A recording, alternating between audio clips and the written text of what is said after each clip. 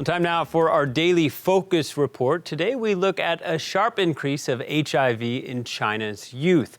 Among people aged 15 to 19, cases have tripled over the past decade. And though the young have a higher quality of life overall compared to a generation ago, with better access to education and healthcare, topics like sexually transmitted diseases and homosexuality are still taboo. For that reason, many people do not have adequate information about safe sex, prevention, and treatment. This report from our correspondents in Beijing. 23 years old and in his last year of university when he suddenly fell desperately ill. Suddenly, I couldn't eat, and I couldn't drink. Over time, I lost half my weight. I went to all the hospitals in the city, but I never expected HIV. HIV was, until then, a disease he had only heard about in the media and had never been taught how to prevent. At the time, it felt like heaven collapsed. I'd heard of this disease, but I thought it was very far away from me. A disease other people could catch, but not me. The number of new HIV cases in Chinese aged between 15 and 24 have more than doubled over the past decade. In 15 to 19-year-olds, rates have tripled, and the number of infections among gay men is particularly high. Sex education isn't taught in Chinese schools, and sexually transmitted diseases remain taboo. But one establishment is working to change that. Destination is China's oldest and most well-known gay nightclub. In China, where traditional family values prevail, homosexuality is often rejected. But here, patrons are free to be themselves. But this isn't just a place for having fun, says Liu Yang, who has worked here for more than 10 years. 2 floors above the dance floor is an area dedicated to HIV testing. Infection rates are high in the gay community. Some are not educated about HIV. They lack even basic knowledge.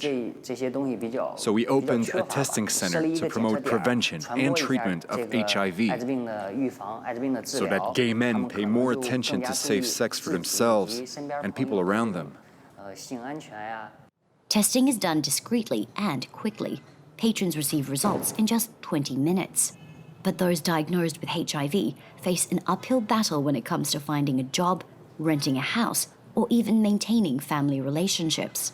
A lot of people don't reveal they have HIV, even to family and friends. And we advise them not to. Because currently there's still a huge amount of discrimination. And many are afraid of how it will affect their lives. This discrimination gave rise to an unconventional and anonymous way to screen for HIV. Testing kits purchased via vending machines. Dozens of campuses throughout China are piloting the project, including Beijing's Tsinghua University. Selling for about €4, just 10% of what they cost online, they're cheap and efficient. Urine samples are dropped into the machine, and results are posted online after 5 days. Students say it's raising awareness about a topic not openly discussed. Usually my friends and I don't talk about these issues. It's good to promote HIV testing, and it's a good thing to put it in the vending machine rather than in a separate area. While the rate of HIV in the general population is low, 0.07%, the World Health Organization says rates among young people are climbing. The data is pretty worrisome, but we have also to highlight that 3 out of 4 of these new infections are in men having sex with men. Launching a celebrity campaign to address the stigma attached to being HIV positive, the World Health Organization says gay men in China often have less access to information about safe sex. We need to talk about a certain issue. We cannot just leave them under the rug, because then the children will be affected. Bringing better sex education to China is the mission of Fang Gang, a professor of Beijing's Forestry University. He's been offering sex education workshops and training courses to students and teachers for 20 years.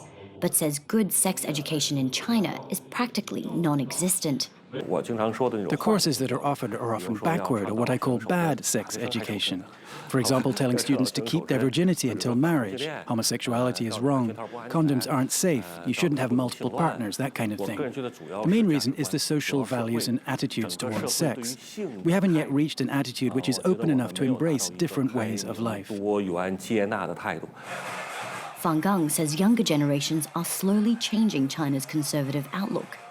But unless there's a shift in attitudes towards both homosexuality and sex education, rates of HIV among young gay men in China will continue to rise.